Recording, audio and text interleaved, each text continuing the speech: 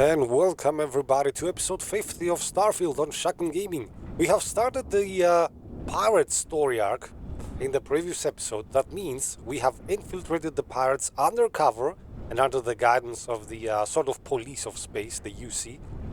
And we are looking, on behalf of the pirates, for treasure.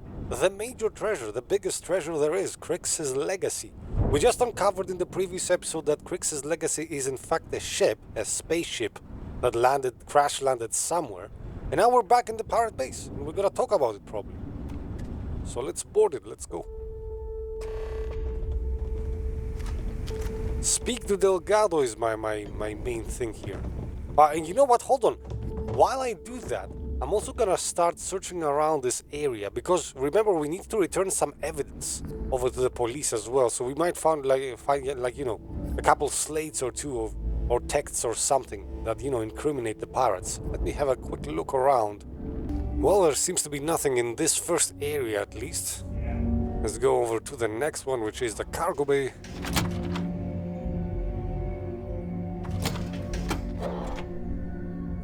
Alright, still no welcoming committee, which is fine by me, gives me some room to search here. Like in this place, this is like the main hub, this is like where all the shops and things are located, so I'll have a quick look around here as well, hold on. Oh, maybe we can find some info on Jasmine's computer, that is the ship technician of the fleet. Grease monkeys.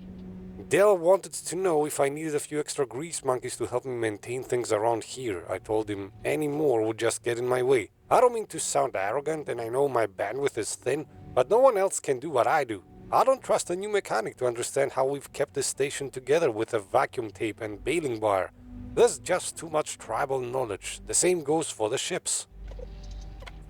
And the Estrella. Well, oh, hold on, what was the Estrella, the other ship?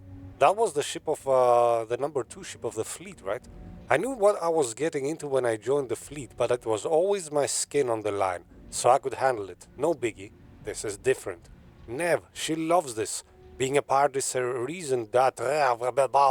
Francais, I don't know how to pronounce this. So the best way I can keep her safe is by working on her ship. Every nut, bolt and wire on the Estrella I've hooked up with these two hands. And as insurance, I've put in something extra to keep her out of harm's way. Knowing all this helps calm the nerves a bit, but not completely. Now I know why Mom gave me these toolbooks the day I said goodbye. I want to ask her if the worrings got easier, but I already know the answer. Interesting, that might actually be useful information. She put something in the Estrella that we might need to remove before a final battle or something, wink wink. In any case, that's all the info we're getting out of this computer, I guess. Yes, I found it, evidence. Request A17, give it to me. Hey, Champ. I'm including this month's list of parts I need for the key. Don't bust a gut, it's hefty, but I know you can handle it. I'm gonna need a lot more than usual this time. I'm planning to overhaul the entire electrical system before it completely shorts out. Oh yeah, thanks for sending over the key's reactor specs. I can't tell you exactly why I needed those. Dell said to keep it hush-hush. As far as next month's shipment, start scrounging up some parts so I can spruce up our defensive batteries. They're looking kind of rusty. Well, I guess that's it for now. I'll have my people in New Atlantis drop off the payment at the spaceport. Just make sure you aren't being followed. We wouldn't want the UC to know they're providing replacement parts to the Crimson Fleet. Oh, that was heavy. The police themselves providing the goods, yes. Good evidence, though. Excellent. Let's go find some more. Well, alright, this is not the most effective advertisement of caffeine I've ever seen, but if you have a bar full of chemists, maybe. Oh, hello, and another piece of lore or evidence? No, it's just a piece of lore. SSNN, that is like the BBC of this area. Crix interview part 3. Nice, we're gonna listen to an interview. So, tell us about Jasper Crix's version of the Crimson Scar. All I can tell you is that under my guidance, the Crimson Scar became more influential than every other syndicate combined. Here I was, 22 years old, and I had power, people that followed my orders, and an endless stream of credits. Gale, I have to tell you, I was having the time of my life. So So you'd consider extortion, robbery, burglary, kidnapping, assault, and murder to be positive life influences? No. I'd consider them as just means to an end. Those so-called crimes were merely stepping stones until I had enough wealth to buy the Crimson Scar a few spacecraft. Yes, let's talk about that. It appears you weren't satisfied with terrorizing New Atlantis alone. Oh, I've never stopped reaching, Gale. The amount of money we were making in New Atlantis was decent, but the really big scores were in space and the cargo ships. We're talking millions of credits, maybe more. Who the hell could count it all? Most people assume this is when the UC decided to actively set up a task force to pursue the Crimson Scar. That's correct.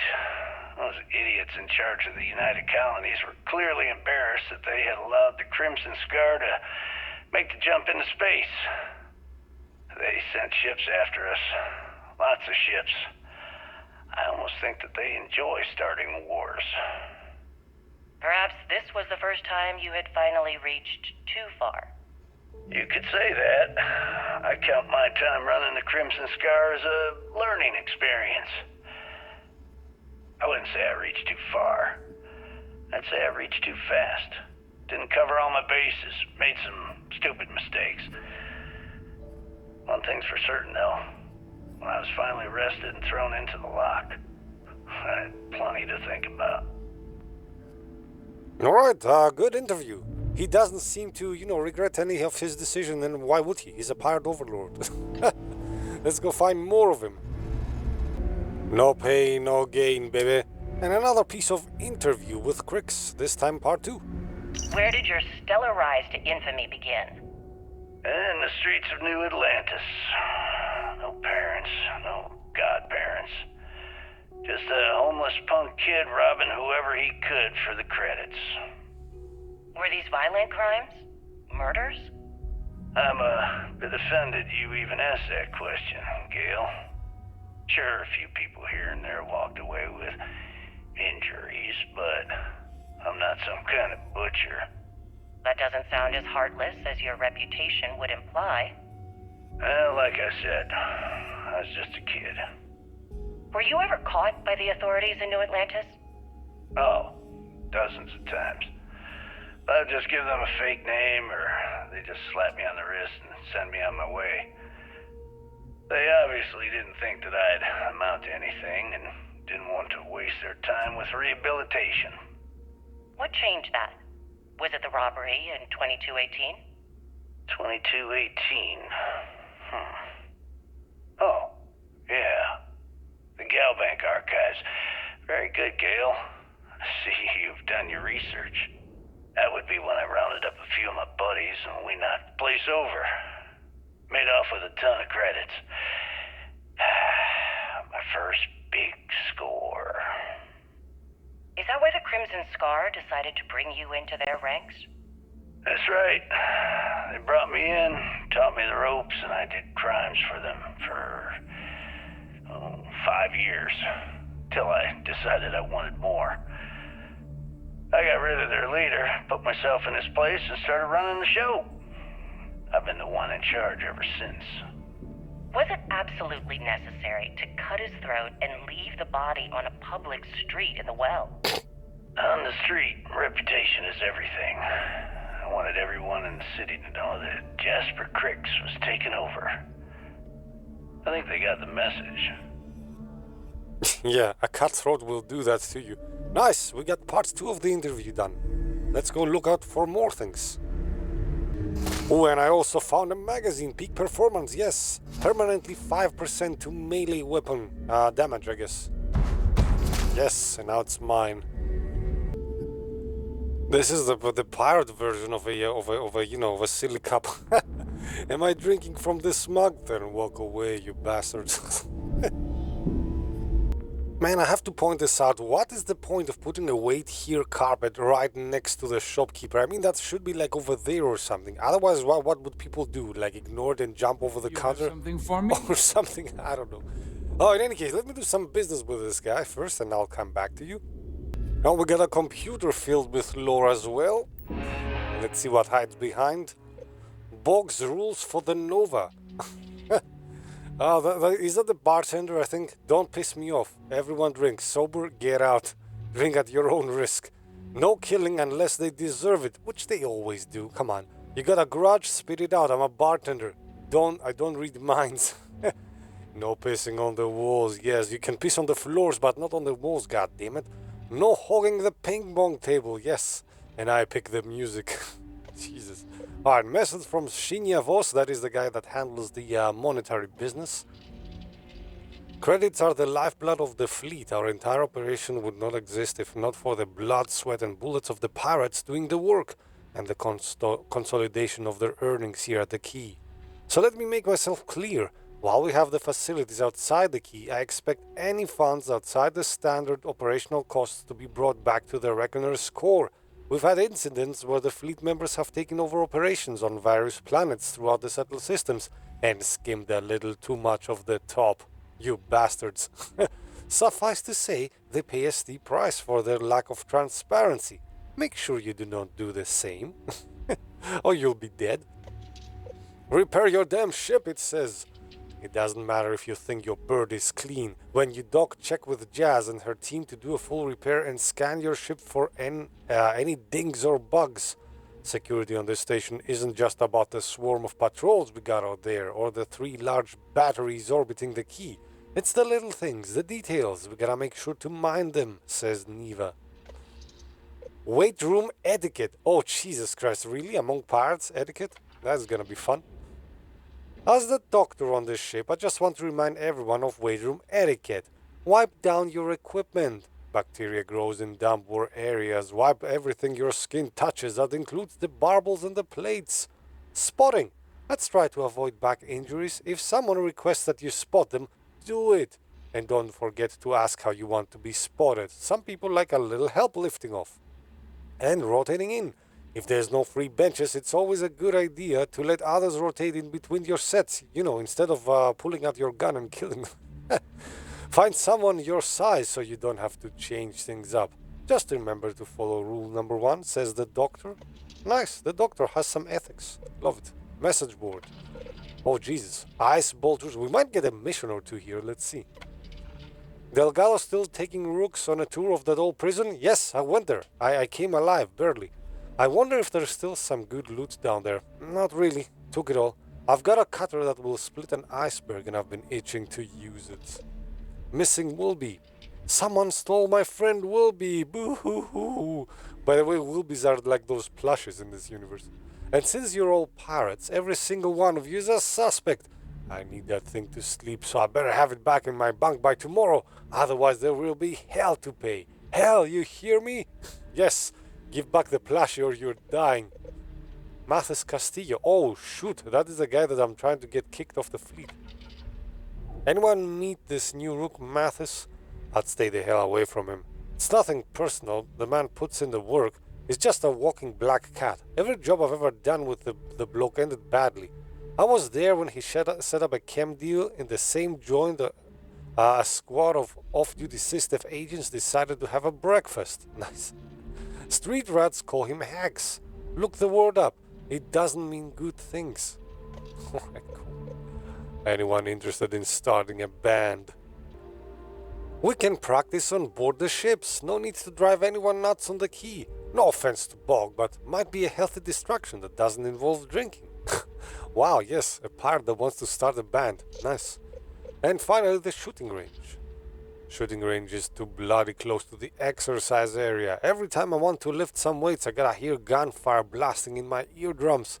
I asked Samina for some earplugs the other day, but instead she wrote me a prescription that said, suck it up. Nice, good one, doctor. I gotta stop falling for that bit. Not like we have an actual pharmacy or anything, yes. Nice, okay, main message board for the pirates. Way funnier than normal message boards, am I right? Ha, this is funny. Look at this. Stress reduction procedure. Place your hands on each side. Bang your head here. Oh, place poster on firm surface and follow directions in the circle until unconscious. Yes, good medical advice. Oh, hello there. I got some evidence. Mira's demise. Let's hear it. So wait, say that again. You think I'm who? Stop playing games. We both know your real name is Lionel Soto, and you know why I'm here. Who are you? Fleet? Ecliptic?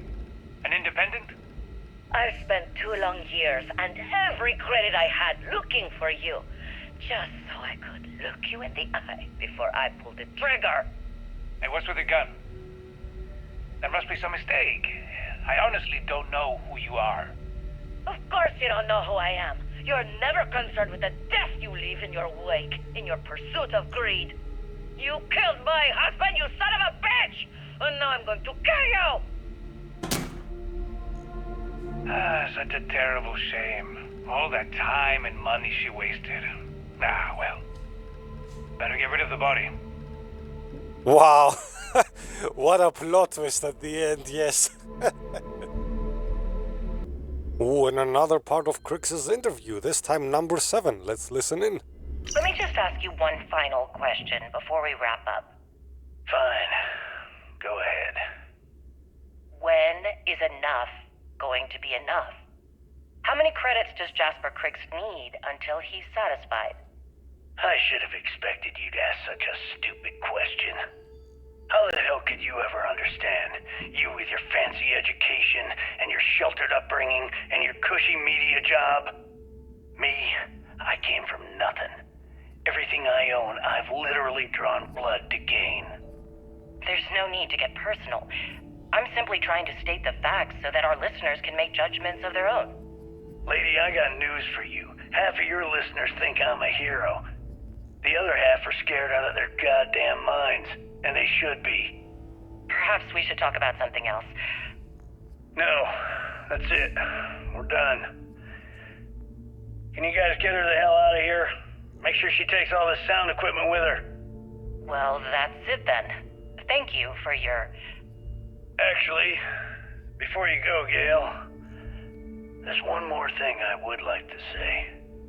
Yes, of course. What is it? When you broadcast this interview on SSNN, I want you to remember that I'll be listening. If you edit even one word or manipulate my voice to change anything I've said, I will hunt you down and kill you. In front of everyone. Do you understand? I understand. You have my word. I think Gail needs a moment to, oh, gather herself. In any case, and that is the final piece of interview, even though we got intermediary pieces of this interview to find, so let's keep looking a bit. Remember how the UCs, the mortal enemies of Freestar, but they are kind of in peace right now? Well, this is the major derby, I guess, of the galaxies. The United Colonies Pulsars against the Freestar Collective Trailblazers, yes. Oh wow, man, I would love to go to a concert like that. The Masquerade Zero-G concert, totally in space. Man, that would be awesome. A concert in space. Okay, so I got a theory about music in general, and this has to do with this poster as well. Like in all the rock bands... Jesus, somebody's flinging things at me, stop it.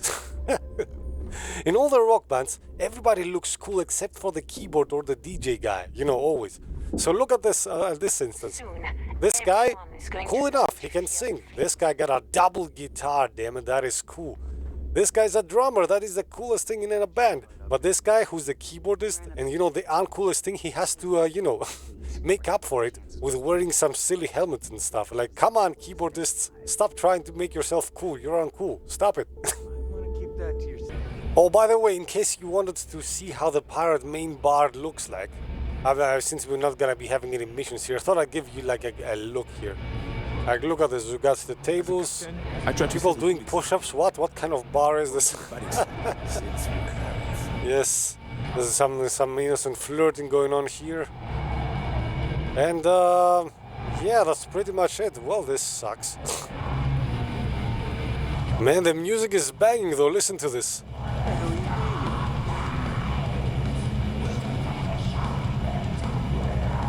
Sorry, I just had to bob my head to this. Oh, and another piece of interview with Crix, this time number 5. Let's do this. Certainly. Let's talk about something else. How did the Crimson Scar become the Crimson Fleet? After I busted out of the lock, I decided to take things to the next level. I had the key, a few UC ships, and a couple dozen ex-cons at my side. But I needed more, so I sent out the call. Once word got around, it didn't take long for freelance pirates from every corner of the settled systems to show up. And this is how the Crimson Fleet was born. Exactly. The key became our base of operations. We spent months reinforcing our position there, making it nearly impossible to approach. What was the UC's response to the situation? First of all, UC Security gave up and handed the reins over to the big guns, the UC Navy.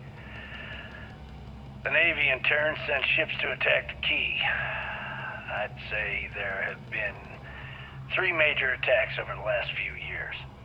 And as you can tell by the fact we're having this interview, all the attacks were embarrassing failures. Do you feel these embarrassing failures led them to form UC systems?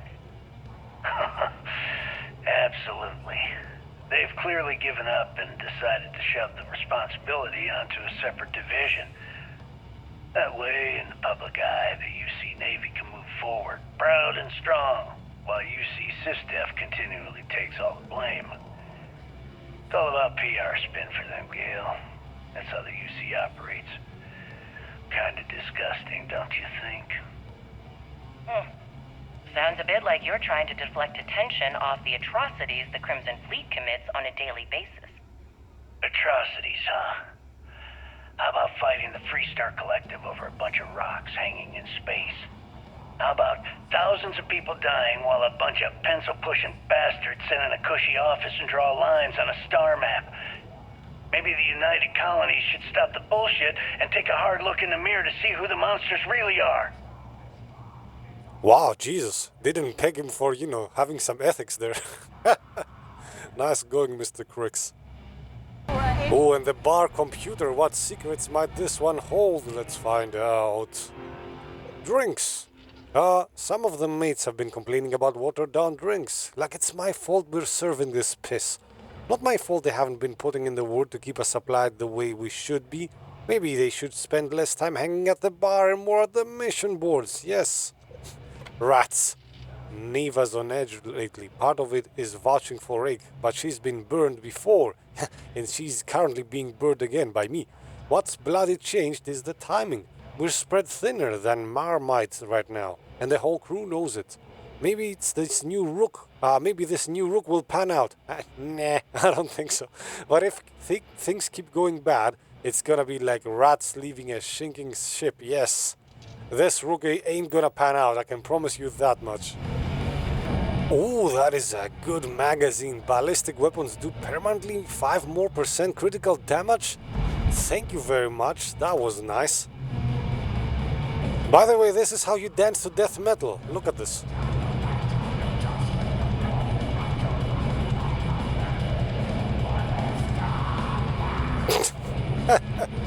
Yes, I think Bethesda mixed up, the death metal playlist with the pop playlist there. And with a little bit of music and dancing, I guess we'll end this episode here because we exceeded our allotted time. Thank you guys for watching. Join me in the next one. We'll go up to the pirate leader and, continue the main quest. Well, not the main, but the pirate quest line in any case. Bye-bye.